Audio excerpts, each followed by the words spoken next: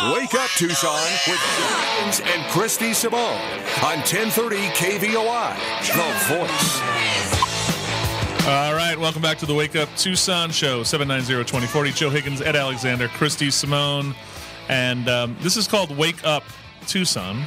And I think we're going to achieve that, Joseph. Yes, we are. We just did that little bump music there.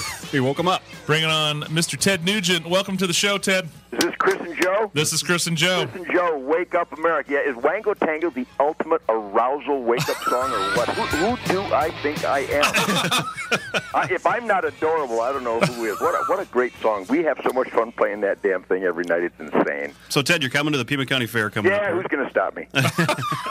And we're being joined. There's a third guest that was a restaurateur in Tucson. He runs Rocco's Italian. Oh, yeah, great grits, man. My palate is erect, man. I love eating good food. And he says, Thanks, Uncle Ted. Yeah, he says, I want to hang in for Ted because I saw him in Tucson when Kiss, the final farewell tour, Ted Nugent and Kiss, right, Rock? Actually, I was supposed to just do security on that tour, but they let me play.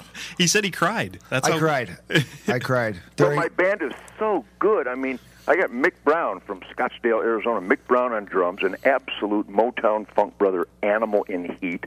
Greg Smith on the bass guitar, just an absolute world-class virtuoso, singing and playing. And Derek St. Holmes had an ungodly Motown voice on Stranglehold and Just with Dr. Order and Hey Baby. And then some crazy guitar player that takes the summer off in between hunting seasons. But no, we have so much fun on stage. It's really contagious. We do change people's lives. I know that. The music is that powerful. How long's the story you doing right now? Well, you know, it started in 1959. Thank you very much. And we're supposed to wrap it up sometime around the time my grandchildren wheel me into the duck blind. I got a weird thing from your past I want to ask. I got a buddy of mine I had lunch with, I told him you were coming on, and he said he saw you at a place called the Thirsty Whale in Illinois. Very likely. If it had electricity, I was there. Thank you very much. You know, it all said in my rider was electricity and short skirts. That's the only thing I needed. I'd bring everything else. This is so much fun. I mean, obviously, you guys have witnessed this gravity-defying career of mine, but I cannot emphasize enough the velocity and the intensity that is delivered by the unbelievable musicians that I've been surrounded with. From the very first bands in Detroit, the Lourdes, we won the Battle of the Bands and opened up for the Supremes and the Bull Brummels in 1963. And then the Ted Nugent Band and the Amboy Dukes and the Damn Yankees. I mean, every drummer, every bass player, everybody in my band has just been stupefying, intense, and gifted. So in 2012, God help us all, huh? Yeah, that's awesome. Hey, it is awesome. It's unbelievable. Ted, we watched your loving embrace with Piers Morgan last night. Yes. Does Piers need me or what? Genius. Just genius, Ted. Loved it. Well, you know, why is it? You know, that if that's not an indictment to the royal cluster, I won't give you the last syllable. Please, this is a family show. There is a military term that describes America right now, and cluster is the first two syllables. That they have to call upon the author of Wang Dang Sweet Poontang to bring any sense to CNN. That's an indictment of how stupid this nation has gotten to be. And I admit, I never went to college. I was too busy learning stuff. And common sense is alive and well in my band, my crew, my management, my family. If you met my wife and my kids and my grandkids and my brothers and sisters, everybody in the Nugent world, they absolutely live to be as productive and to be the best they can possibly be every day. And that a Piers Morgan from England is going to try to disseminate meaningful information about self-defense? What do you want to go back to Concord Bridge, buddy? I mean, somebody's got to go on there and kind of counter the Herman's accent. It's really diabolical that we're in the place we are, which is why you need me in Pima County coming this month. You know, Ted, we were in the middle of the shooting, and the BBC came out and did a story, and they interviewed me and kind of our role in talk radio. And I asked the gentleman from BBC, the reporter, I said, "Hey, you have really strict gun laws. You don't have guns. Does these kind of things happen there where there's mass shootings?" He says, "Yeah, we had one the other day." Hello? It's typically one guy with a gun and just does havoc in the community. How about Calderon? You know, the illegitimate offbeat of Adolf Hitler down there in Mexico. This punk, I mean, he must really think there's more than 50% of idiots in America, because 50% voted in this current administration, so he'd be at least half correct. But he's going to come over here and recommend meaningful crime control and gun control coming from a nation where no citizen is allowed to arm or defend themselves. How about, hey, President Calderon, I hope you can hear me across the border. Kiss my ass. Hey, Ted. Actually, that was right after the Paris Hilton chastity clinic. So Yeah, you're okay with that? What what is this, like a Dan Aykroyd Bassomatic skit on Saturday Night Live?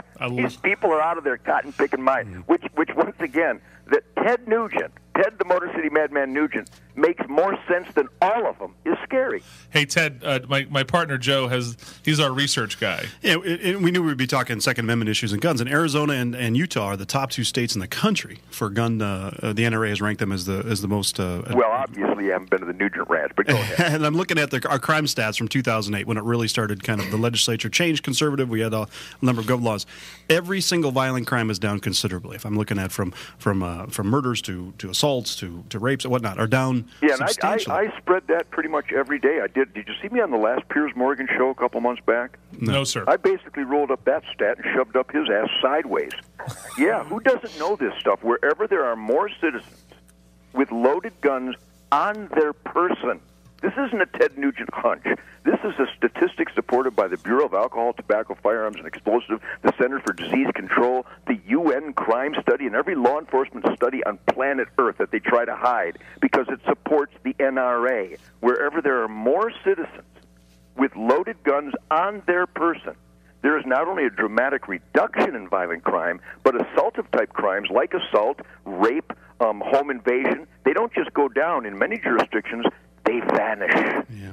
Just to share with the listeners. What numbskull wouldn't want to adhere to that information to eliminate crime in their neighborhoods? And I'll tell you who. Al Not-So-Sharpton, Mayor Bloomberg, Mayor Daley, Rahm Emanuel, Hillary Clinton, who would side with the UN before she sides with the United States. I mean, you can't get dumber than this current administration. Yeah. Just to share with the listeners some stats.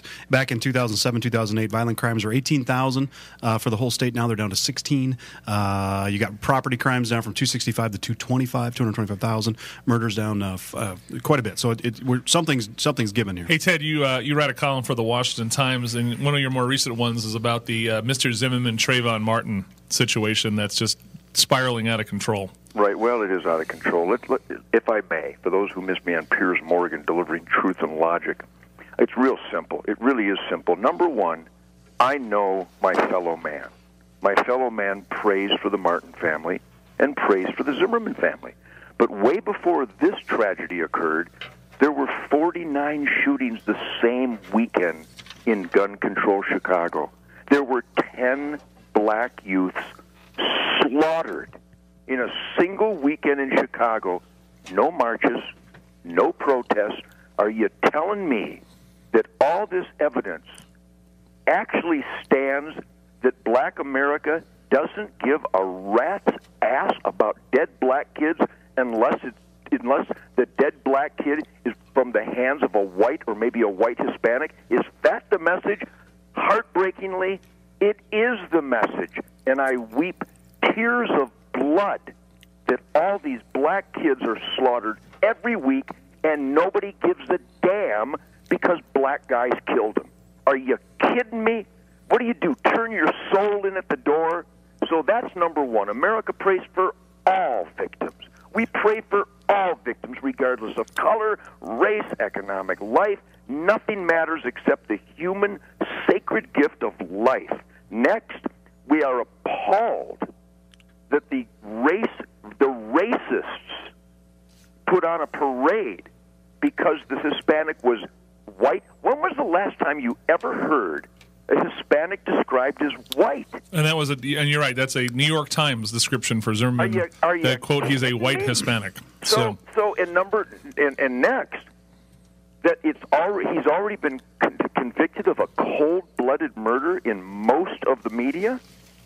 Well, I mean, what has happened? And we don't know all the details of the scuffle. And there's no I got Congress trying to pass a resolution to say this was, a result of racial bias, or you're like, please. Hey, Ted, can you hold on for one more commercial? I can. Thank you, my friend. We got Ted Nugent. He is playing the Pima County Fair April 28th, 8 o'clock on the Budweiser main stage. Go to PimaCountyFair.com. We got to get into presidential politics. Detroit of the desert? Yeah, we're called Detroit of the desert for a reason. And Ted's got a real history on Detroit. He grew up there and lived there. So we're going to get into that a little bit, too. Wake up, Tucson. It's a spicy